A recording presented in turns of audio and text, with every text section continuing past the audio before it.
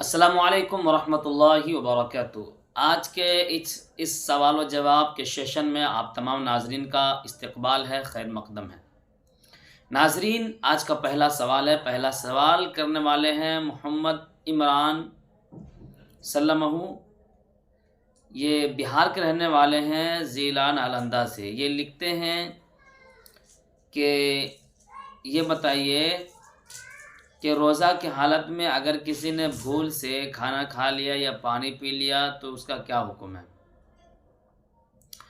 تو میں بتا دوں اپنے تمام سامعین اور ناظرین کو کہ اگر روزے کی حالت میں کسی نے بھولے سے کھانا کھا لیا، اس کو یاد نہیں تھا کہ میں روزہ ہوں، اور وہ کھانا کھانے لگ گیا اور اچانک یاد آ گیا، یعنی بیچ میں اچانک یاد آ گیا کہ یار میں تو روزہ ہوں۔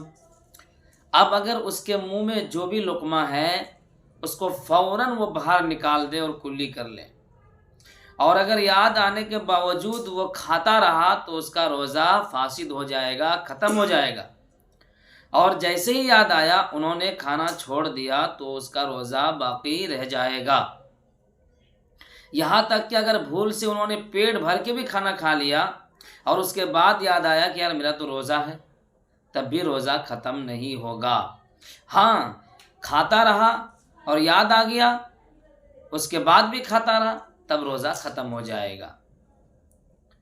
ایک سوال کیا ہے ایک صاحب نے کہ روزے کی حالت میں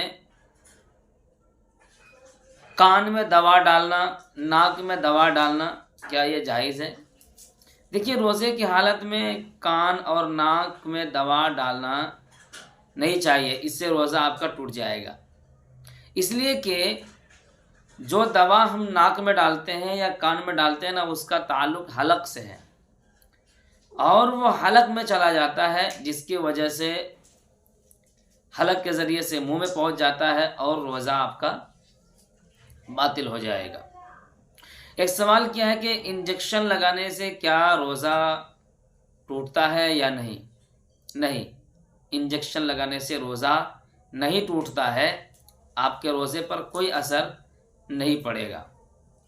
اسی طریقے سے اور بھی روزے کے متعلق بہت سارے سوالات ہیں جن کے جوابات انشاءاللہ دیے جائیں گے اگلے ایپیسوڈ میں۔ رمضان مبارک کا جو مبارک مہینہ ہمارے درمیان چل رہا ہے، اس مہینے میں لوگ صدقات، زکوٰۃ اور خیرات وغیرہ ادا کرتے ہیں، صدقۃ الفطر ادا کرتے ہیں۔ بہت سے لوگوں کو یہ دیکھا جاتا ہے کہ اگر کوئی مدرسے والے ان کے گھر تک پہنچ جاتے ہیں تو وہ ناک منہ چڑھا لیتے ہیں، یار کہاں سے آ گئے، دینا پڑے گا۔ نہیں، آپ کی اپنی اوقات کے مطابق اگر آپ صاحب نصاب ہیں تو آپ کو چاہیے کہ جتنا مال آپ کے پاس ہے اس کا حساب لگا کر کے آپ زکوٰۃ نکال کر کے وہ پیسہ الگ کر دیں، اور پیسہ الگ کرنے کے بعد ان پیسوں میں سے آپ لوگوں کو پیسہ دیں۔ بعض دفعہ ہوتا کیا ہے کہ آدمی کے پاس بہت پیسہ ہے اور اندازے سے کچھ پیسہ نکال کر کے وہ دینا شروع کر دیتے ہیں۔ یاد رکھیے، جب تک آپ اپنے مال کا حساب نہیں لگائیں گے تو آپ کا زکوٰۃ ادا نہیں ہوگا۔ آپ اپنے مال کا پہلے حساب لگا لیجئے کہ آپ کے پاس کتنا مال ہے، اس حساب سے 2.5% نکالیے۔ 100 روپے میں 2.5 روپیہ، 1 لاکھ میں 2500 روپیہ، بالکل سیدھا حساب ہے۔ آپ صحیح طریقے سے حساب لگا کر کے زکوٰۃ آپ ادا کیجئے، انشاءاللہ آپ کو بہت نفع ہوگا، بہت فائدہ ہوگا، کیونکہ زکوٰۃ کیا ہے؟ وہ مال کا میل کچیل ہے۔ آپ زکوٰۃ نکال کر کے اپنے مال کو پاک کیجئے۔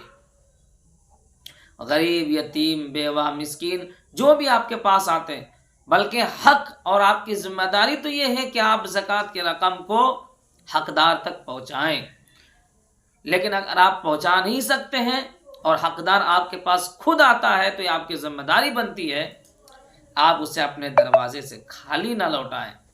جو آج کے دور میں دیکھا جاتا ہے نا، بہت سے لوگوں کو دیکھا جاتا ہے جب ان کے پاس کوئی مولانا، کوئی مدرسے والے رسید لے کر یا کہیں سے آ جاتے ہیں تو ان کا ناک منہ چڑھ جاتا ہے، چہرہ چڑھ جاتا ہے کہ یار میرے پاس آ گیا۔